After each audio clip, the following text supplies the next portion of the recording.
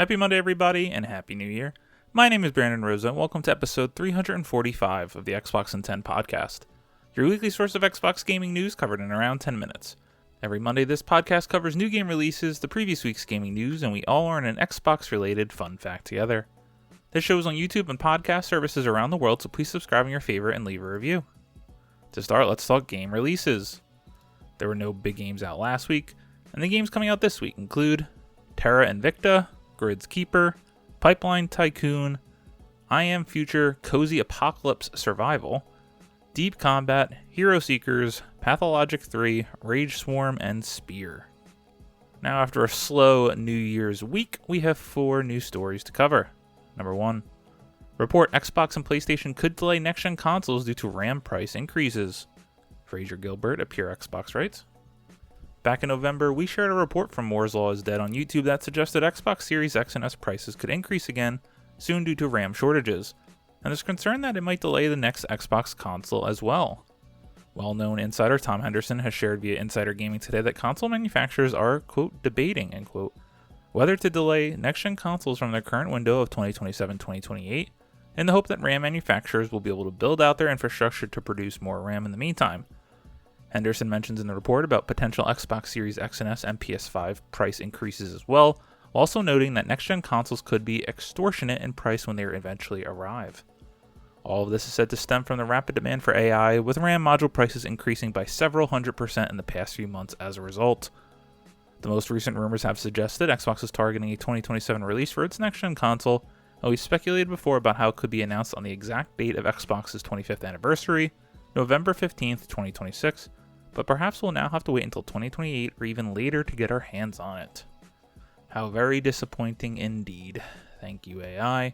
I still believe that we're going to hear more about this console this year, considering Xbox is rumored to be going all out for its 25th anniversary.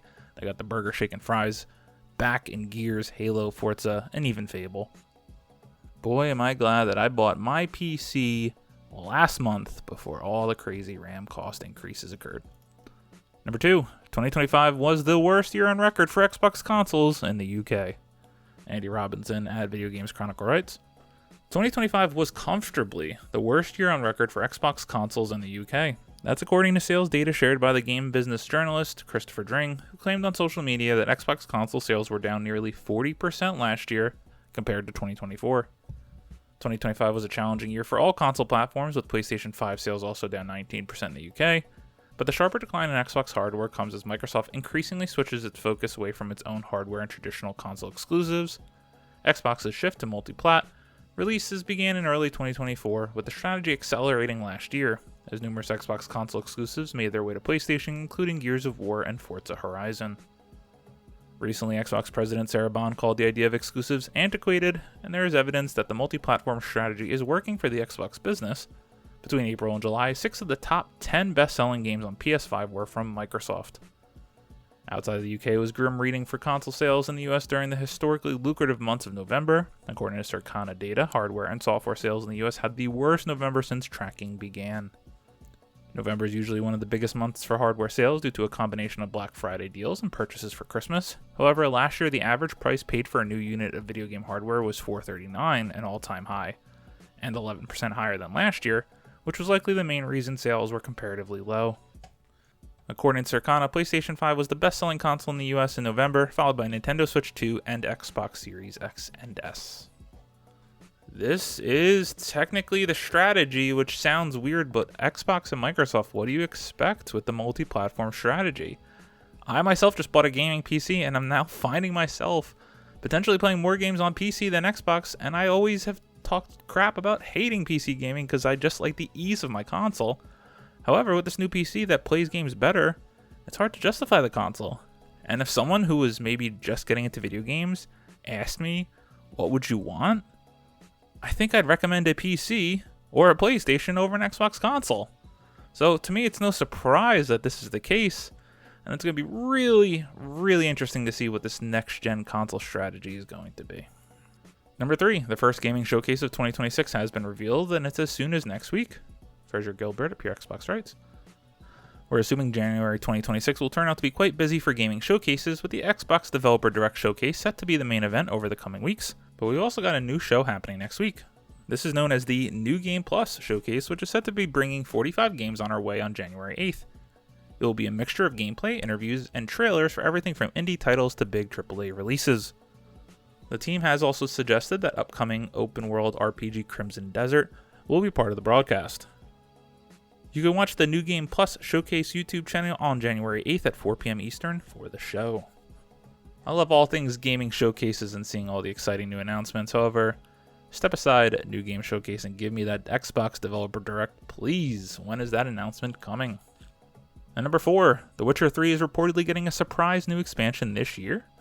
Andy Robinson at Video Games Chronicle writes, CD Projekt Red is planning to release a brand new expansion for The Witcher 3 this year, according to reports.